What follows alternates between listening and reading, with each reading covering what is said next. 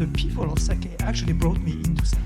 Back in 1988, this place was actually in Ginza on the main drag. At first it was kind of soy sauce, it was miso. To the point where it actually changed my life. New Year's Day 1989. Not just sake as a beverage, but all the culture and history and Welcome back, and thank you for tuning in to another episode of Sake on Air, the world's first podcast dedicated to expanding the dialogue surrounding Japan's iconic beverages, that is sake, shochu, and of course, awamori. This podcast is made possible with the generous support of the Japan Sake and Shochu Makers Association. And today we are presenting you a really interesting interview. With me as a co-host, I have Sébastien Lemoy. Hey, Sébastien, how are you? Hello. And of course, our guest, I would say all the way from Spain, but we are doing this online, is Mayuko Sasayama. You can find her on Instagram as Sake con Mayu. She has an amazing YouTube channel where she visits breweries and she explains about sake. And she is also an author who has written the first sake book in Spanish. And she has a very interesting project, and that's why we really wanted to talk to her today. So, Mayu, welcome. Hello, everyone, and thank you for having me. Hi, Cindy. Hi, Sebastian. It's a pleasure to have you. Thanks for joining us. So I did tell a little bit about your background, but I know you're doing so many things. I probably left a few things out. So if you wouldn't mind maybe just telling us a little bit about what you do, where you're based, because you're not just in one place all the time. Yes. Well, until 2022, I was living in Spain, and I was working in a distribution company, and I was in charge of sake at that time. So like maybe 8 or 9 years, I was selling sake as a distributor. But I left that company in 2022, and now I dedicate more on doing education, events, tasting class, based mostly in Spain, but also now I focus on Spanish-speaking country, which is, for example, Mexico, or I would soon love to go to South America, because I noticed that there are no information of sake in Spanish, or there's no way to learn about sake in Spanish. So that's why I thought of doing the YouTube in Spanish, that you can learn about sake for free, so that everyone in the world can have information about sake. And unfortunately, I had a chance to write a book about sake. So I wrote a sake guidebook in Spanish, and that was 1 year ago. I was working on that book for 2 years, and finally I published it 2024. No, sorry, 2023. So tell me a little bit about that guide. Sorry to interrupt you, but I mean, what is the guide content? I mean, and what's your starting point? Yes, the book, of course, it talks about the basic sake information, how it's made, the technical thing, but it also talks about the culture and the history of sake. And I focus more on the tasting and pairing with not just Japanese food, but also the European food, because since I worked with the sommeliers in Spain for so many years, I know that what they are interested in and what questions they have for sake. So I learned that because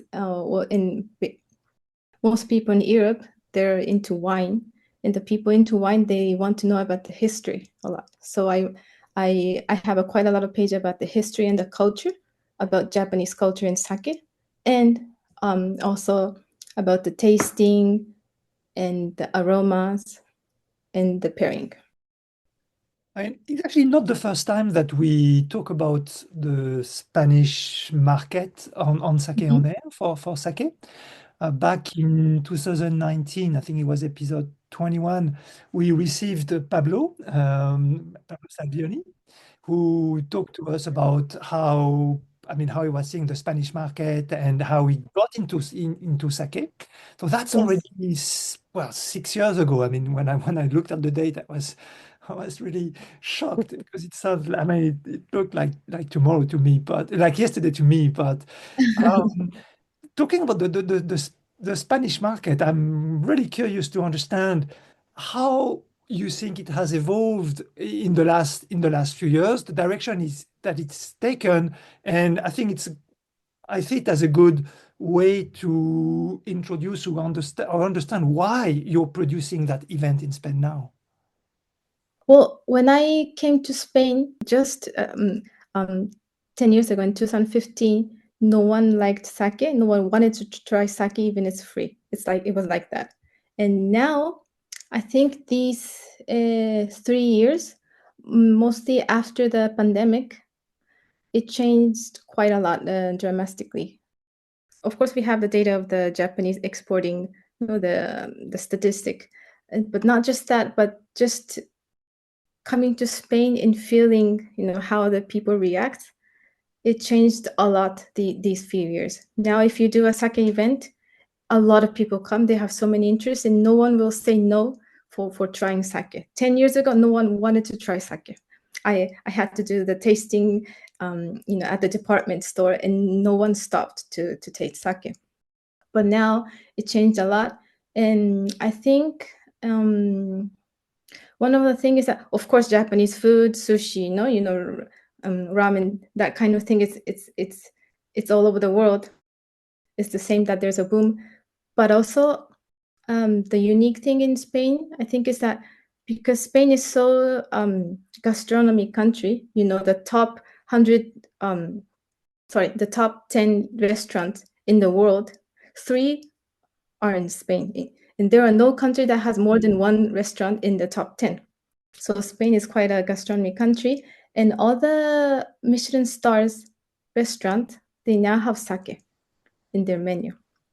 There are traditional Spanish cuisine, but in Spain, if you talk about the Spanish restaurants, a lot of Spanish restaurant or chef has their own style of cooking. So they don't have any boundaries between Spanish or French or Italian, Japanese or Thai, but they mix all the ingredients and they create their own way of cooking, introducing the techniques of the other countries. What I wanted to say is that the Spanish chefs, because they're quite open to the other countries' food, they take into the techniques of the other countries and put it into their dishes. So now it's quite common to see sake and soy sauce, wasabi, shiso, shichimi in their plates. So I think that's quite interesting in Spain, that chefs are very open to use. If it's good, they will use. Actually, I've always thought that the tapas culture was a great environment or support, I should say, to sake consumption. The diversity of food, the rich umami that you often have, the combination of or the juxtaposition of fish and meat and cheese and coming in small portions is something that makes sake, which is friendly to every type of food, shine, actually. Yes. All the Spanish food actually goes very well with sake, surprisingly. And also, one other thing that Spanish people are, they eat rice quite often because paella is rice, and Spain makes a lot of rice in the part of Valencia, Tarragona. Spanish people are familiar with rice. So I think that helps a lot too. It's quite interesting because it almost sounds like there's a lot of parallels between how we would eat in an izakaya. We have a couple of small dishes and then we have a couple of beverages, and them already being, as you said, familiar with rice, and obviously that being the staple dish here. I can kind of see how this works well now. I haven't thought about it that way, so it's really interesting to hear that it is perceived in that way. So Yes. talking a little bit more about food, And you said you're doing a lot of food pairings. Can you give us a couple of your ideas or examples that you think you could share? Well, of course, cheese and sake is one of my favorite. No, yesterday I went to the Chamber of Commerce in Spain. Actually, I think it was the first time, but we did a sake and cheese pairing class with the cheese sommelier, and I went with 5 different types of sake, and we had a chance to do sake and cheese pairing to the public that more than half of the people have never tried sake. So that was quite interesting, and they loved it. And another good pairing is, of course, jamón ibérico, a Spanish ham, the Iberican ham. It goes very well. One of my dream in the future, I don't know when, but one of my dream is that to have one sake that goes very well with ham, the Spanish ham, and sell it to the ham factories. We call it bodegas. It's like breweries in Spain, and every bodega de jamón, they're doing a tour, no, like Sakagura tour. They have a ham tour as well, and at the end of the tour, of course, there's tasting, and they always serve wine, red wine, and I think there they should serve sake if they want to appreciate the taste of ham. Of course, wine and ham is very good, but to taste the most of the umami of ham, it has to be sake. I fully agree with you. I think there's probably a lot of people listening and they're like, oh my God, we're going to come to Spain when this is happening. You're just making it a destination for sake lovers, right? My dream is to put sake in the factory. Mm. That was one of my dreams. So maybe that's a good little tie into your big event, as we obviously want to know what you're planning to do and why you're doing it. And I'm sure there might be also a little bit of food involved. Yes. It's called Iberkanpai, right? Yes. So next week, 12th and 13th of May, I am holding a fair that's called Iberkanpai. Iberkanpai es como Ibérica, es como the Iberian Peninsula, because we wanted to do like a market for Spain and Portugal. And kampai, no? So it's a fair of all the gastronomy, well, the Japanese gastronomy. So not just sake, but there will be foods like the soy sauce, tofu, katsuobushi, all types of different Japanese ingredients as well.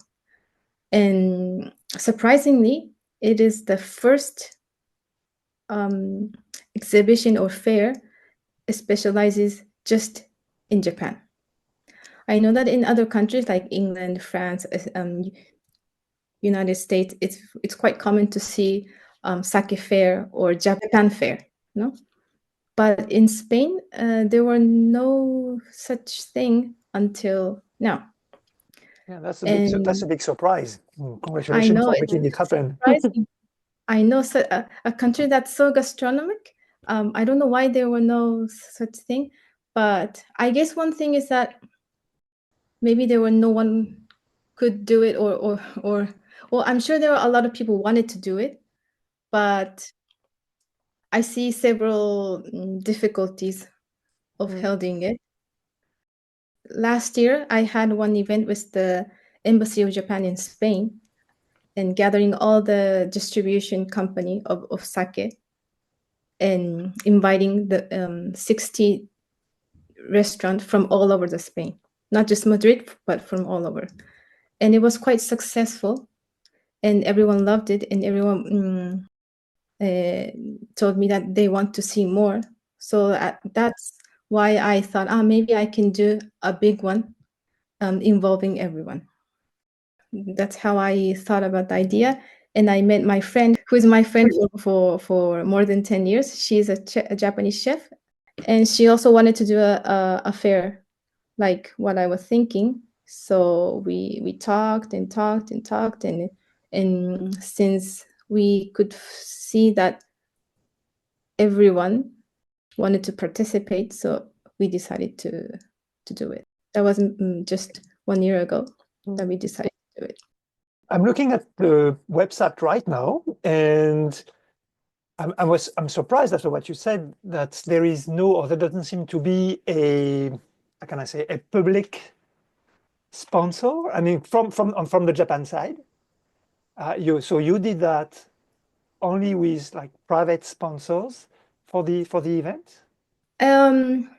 Sponsors, well, like sponsor company partner is mostly Spanish company or Spanish company that are related to Japan, but also Japanese government, they are supporting us, not as a sponsor, but the National Tax Agency, they are participating as an exhibitor, and they are bringing 20 breweries from Japan. Okay, that's a big thing. Yes. Okay. So I'm really thankful for them because I know them for quite a while. I work with them with other projects in Spain and Mexico. So that's why I know them. And 9 months ago, I talked to them that I'm having this fair, and if they can participate or help me in some way, and they said yes, and I was quite surprised because this is our first time, and we don't have any history or any statistics. So joining in event that has never done, and you don't know if it's going to be successful or not, but they said yes to me. So I'm quite thankful. And 20 different breweries will come, and not just with NTA, other breweries will come independently. So in total, we will have 30 different companies that is related to sake. That's amazing. You're really opening the market, and you're passionate, and you're bringing people in. I was just wanted to ask something actually just previous to that, because you were saying like 2 or 3 years ago, people wouldn't drink sake if you give it free to them, right? And then you're also mentioning that there wasn't really a marketplace where people come together for Japanese food and Japanese culture. Was it because it's not a big deal? I mean, is Spain not really a market where people are interested in Japanese food? Do you have maybe less Japanese restaurants? Is there just not a big interest in it? No, Spanish people love Japan and Japanese food. They love Japanese food.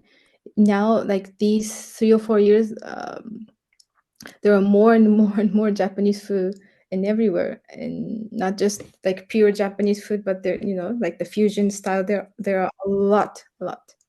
Okay, because I was really And surprised, and I was like, I wonder, because I do see, I mean, I'm Swiss, and I do think people are interested, but there's still not a lot of produce. There's not a lot of sake. There's a couple of restaurants, but if you were interested in even like cooking yourself or buying these things, it's still quite not 5 years as, ago, maybe it was not that common, but now, yes, you see, everyone loves Japanese food, obviously. And yesterday, I was talking to the ambassador of Japan in Spain, Nakamae-san, and he said that just compared to 2023 and 2024, the Spanish tourists visiting Japan increased 60% in just 1 year.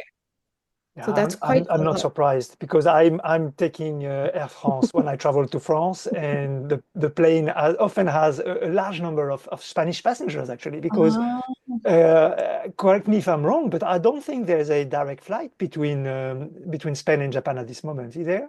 Very long time ago there were, and then Sure. they stopped during the pandemic, and now they reopened since November. Okay. Mm. So now there is. I saw that you selected 12th and 13th of May, which is during the week, not a weekend. I don't think it's a holiday in Spain, is it? So it means that your main target is B2B. Is that fair to say? Yes, it's a B2B event. The May 13th, one public can come, but I think since it's normal weekday and it's Tuesday, I think only the Japanese food fans and sake fans will come. So the target is B2B, that is to invite all the restaurant-related people, the hotels, the distribution people, sommeliers, the people in the wine industry, not just Japanese food, but all type of restaurant people. That is our target. And talking about Japanese produce or Japanese products, what about shochu and awamori? In Spain. Yeah, well, in Spain in general, but for this event in particular, I meant. Yes, we will have some shochu and whiskey at the fair. And we have 2 seminars about shochu and how to use shochu in cocktail. There is a small boom in Spain of bars.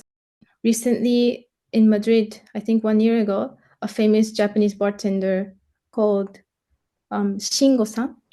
I think he's one of the top bartender in the world, and he opened a bar in Madrid just recently. And I heard that he specializes in cocktail with Japanese product, which is sake, shochu, and also Jerez, the sherry wine. I think So he's into sherry, so he uses that in the cocktail as well. So now we mentioned a couple of names and you mentioned these sessions. So how many speakers do you have? How many sessions? What are the topics? Anything that you want to feel like this is what people shouldn't miss out? We have 13 different seminars during 2 days. Well, all of them were very interesting, not just about sake and shochu, but there are matcha, the soy sauce shoyu, the koji, the pairing with sake and cheese. So there are quite a lot of interesting topics. Maybe one of them is the masterclass of aroma by Francois Chartier. He's of course wine sommelier, but also sake sommelier, and do sake blending. He made his own brand, and he's a specialist of aroma. So that session I think is quite interesting, and we can learn a lot. is he based He in lives in Spain? Spain. He lives in Barcelona. He's Canadian, but he's Canadian, speaks French, but lives in Barcelona. And how do people sign up for these sessions? Yes, you can look at our website, iberkanpai.com, and we have a program, seminar program, so you can look that up. Some are free, and some are some you have to pay additionally, but most of them you can enter for free, just buying the ticket for the entrance of Iberkanpai. Okay, so that brings us to the question, like, how does your festival work? Do people get one ticket and they get tokens to get sake, or that's the standard kind of format in Japan, right, Sebastian? You get one ticket, a glass, and then you get a couple of tokens and you can buy more. Like, how is this going to work in your event? So you buy the ticket, the entrance ticket. We have the VIP ticket and the general ticket. The general ticket is 30 euros. So if you buy that, you can try all the sake that you want and all the ingredients that you can taste inside the fair. And also you have the access to all the seminars. Some you have to pay a little bit more additional, but most of them are for free. So yes, that's how you can get the ticket. When did you start preparing this? I mean, it sounds like and well, a really hard work to be able to bring all these people together in one place at a certain date where and there was no track record. So I mean, how did you do that? Just possibly you can inspire other people in their own countries. Can I say one thing that it was our first time. We don't wanted to do something very big. We just wanted to do something with quality that everyone can be happy, no? And we were preparing it. As a result, we have more companies that are participating as an exhibitor than as we thought. So we have 52 companies that are doing the the exhibition. Mm. And the 30 of them are from Japan. So, and we did not imagine that. We were thinking maybe 10 company will come from Japan and some from Spain, something like that. But at the end, I think everyone wanted to participate in some kind of fair like this, but there were no such a thing until now that everyone are excited about it. Mm. And I think that's why everyone is participating, even though it's the first time. Did we already mention where this actually happens? In Madrid. Okay. in Because we central keep saying Madrid. it's in Spain, and I'm like, but where in Oh, Spain? sorry. It may be Yes. important. No, In Madrid. you mentioned Madrid because I was about to say, and why Madrid? Okay.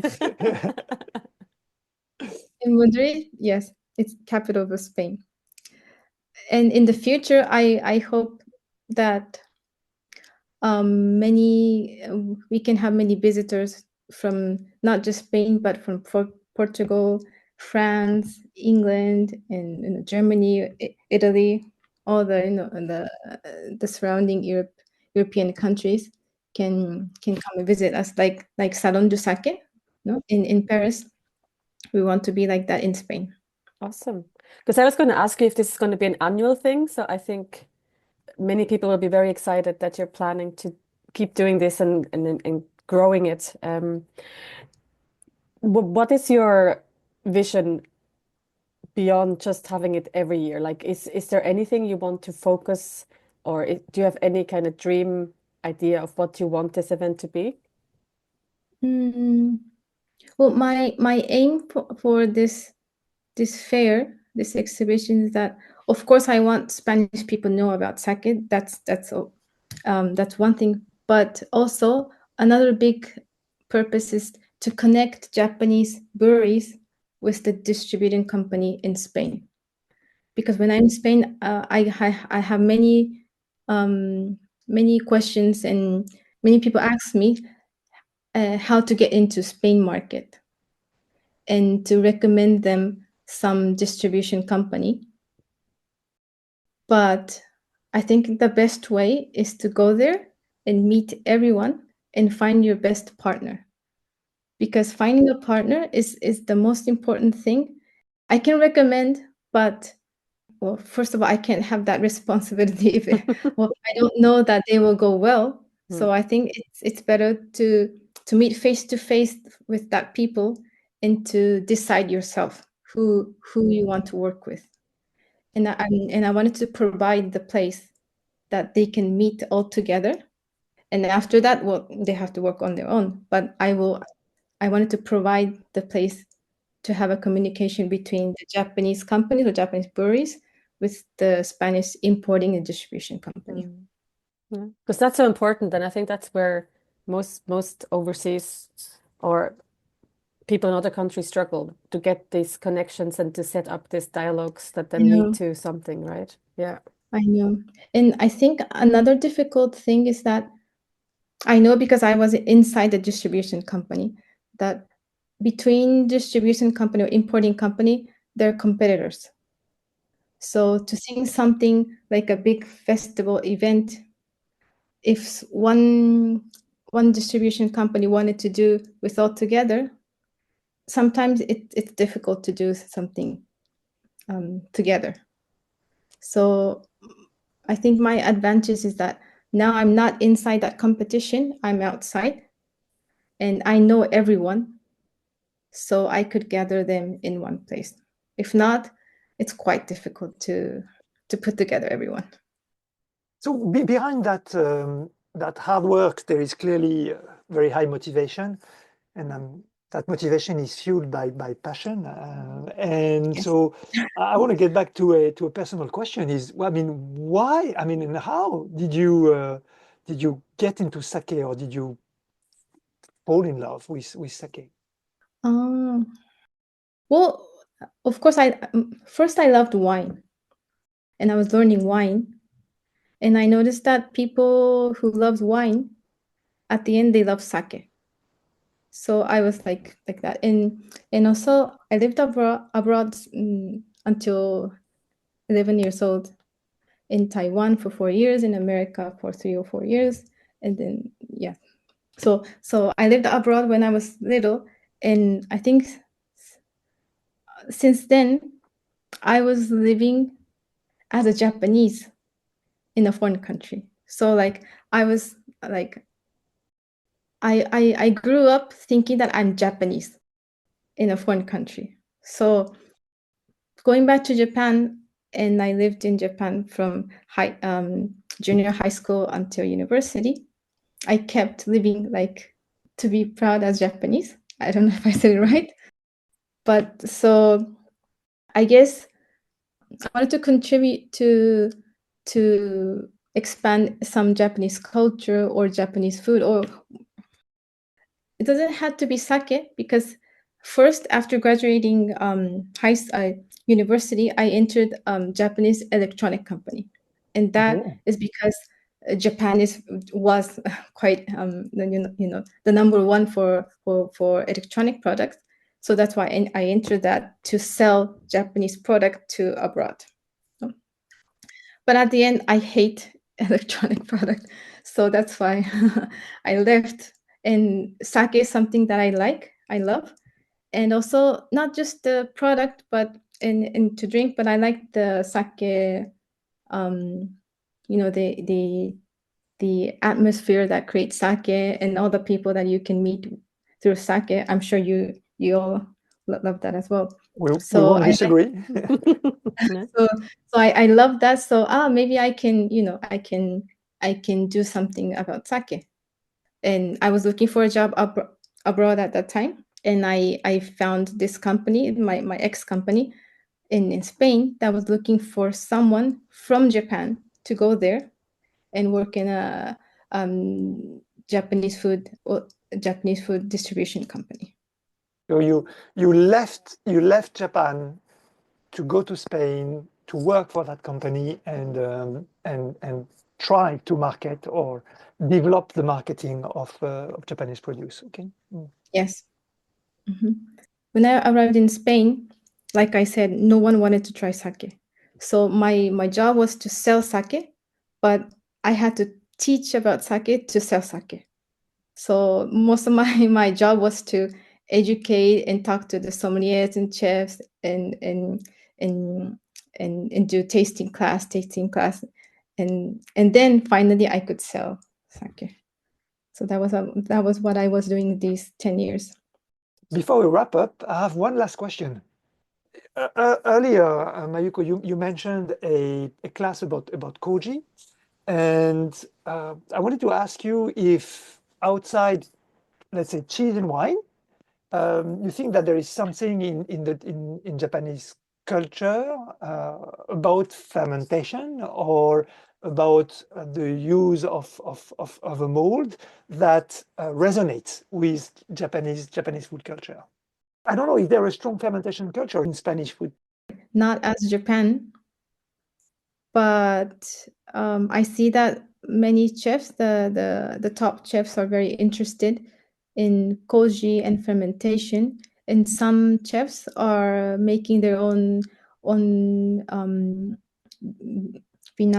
vinegar and soy sauce in their in Madrid. I know 3 or 4 Spanish chefs that is making their own soy sauce and vinegar inside their restaurant. So that this koji seminar is about how to apply koji into Spanish cuisine. That's the title. So I think it just started, but I'm sure that in the future, or very soon, it'll be some topic that will be very interesting. Koji, no, the fermentation in koji. So, Mayu, thank you so much for taking the time to talk to us today. I know you're really busy. It's only a week left, few days Yes, left until it 5 kicks days. off. Yes. So just so that our listeners can find you, can learn more about this, like can you share any information where they can look you up or where they can follow you? Yes, I have my website at www.elmundodesake.com. It's Spanish. And also Instagram, sake con Mayu. And yes, thank you for having me. And I'm very excited about this Iberkanpai, which I hope in the future, it'll be something continuous. And in the future will be something quite big in Europe. just wish me luck that I don't have any huge problem, because 1 week ago in Spain there was a huge shutdown. You know that Congratulations, Yes. really. I mean, I was like, Oh really no. hard oh work. no, It and seems to be very well.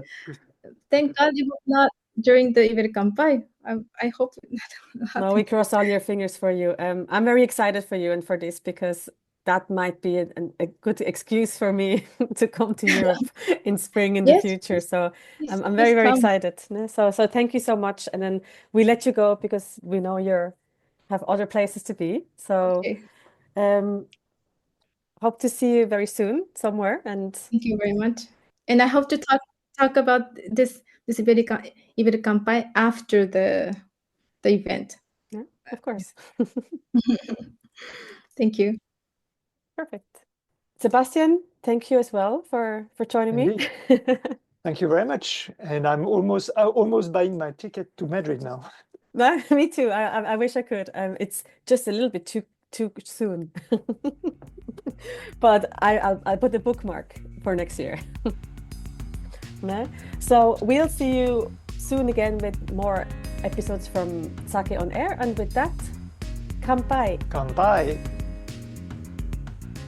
If you do have a minute, we would be very appreciative if you could review and rate us on the podcast platform of your choice.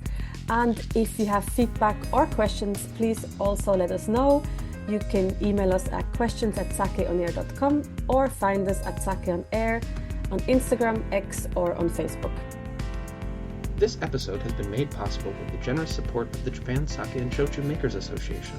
Sake on Air is produced by Export Japan, and our team is Justin Potts, Miho Ota, Cindy Bissig, Sebastian Lemoine, John Gottner, Chris Hughes, Rebecca Wilson-Lai, Marie Nagata, Christopher Pellegrini, Arlene Lyons, Shuso Imada, and Frank Walter.